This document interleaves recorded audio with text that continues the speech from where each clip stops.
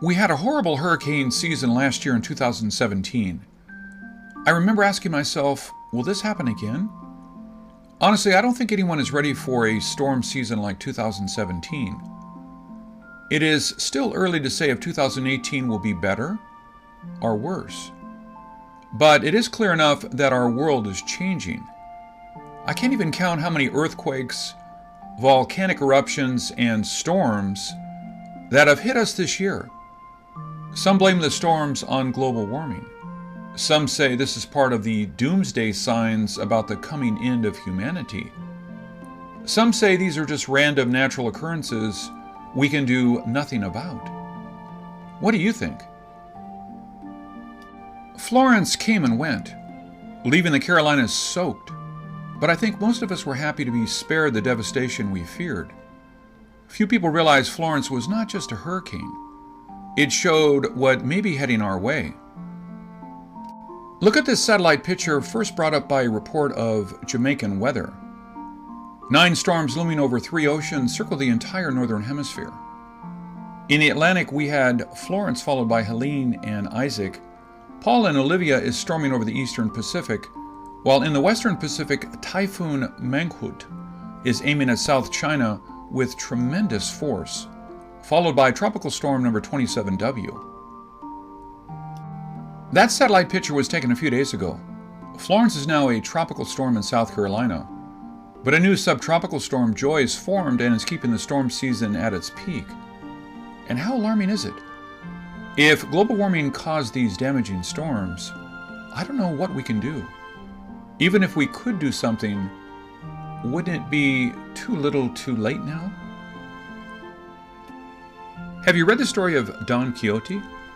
A man wanting to be a knight with a dream to save the world. I think many of us are not much different from him.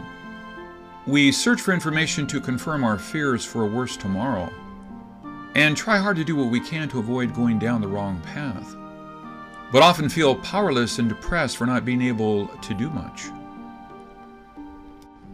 Although we live 3,500 miles away from Puerto Rico, our team was busy at work after Hurricane Maria. I was busy and Sherry did not even wait for me to narrate when she finished the scripts on Help Wanted.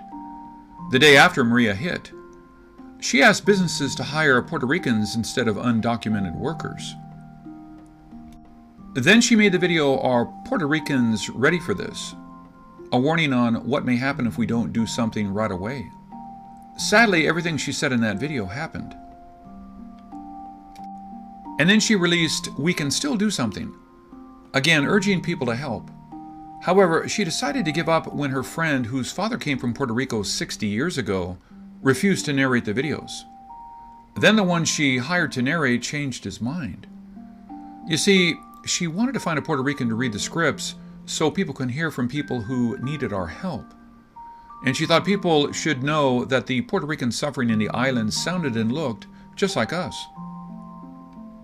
But the actor who won some title as Mr. Puerto Rican, or something with a mother in Puerto Rico on dialysis, refused to take any part in the video. He had the scripts before accepting the job, but decided to turn it down as he was afraid of being known as a Puerto Rican.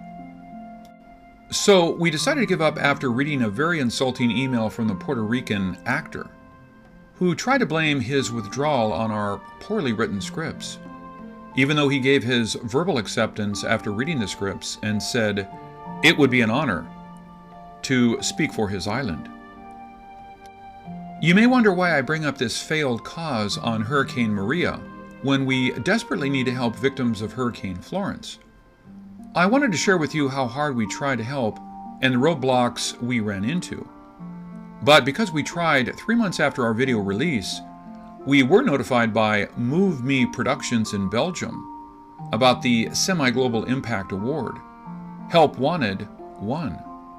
You see, I gave up even submitting to any film festivals after a Puerto Rican refused to fight for the cause. But halfway from Puerto Rico, a few judges were touched by the film and gave us the award. We are not seeking awards nor the spotlight, but we hope people with the power to help can be inspired to help the victims of Florence. And next time when you throw away a soda can or a plastic water bottle, think of our Earth. Let's all recycle what we can. This is Ken Peters. Thank you for watching.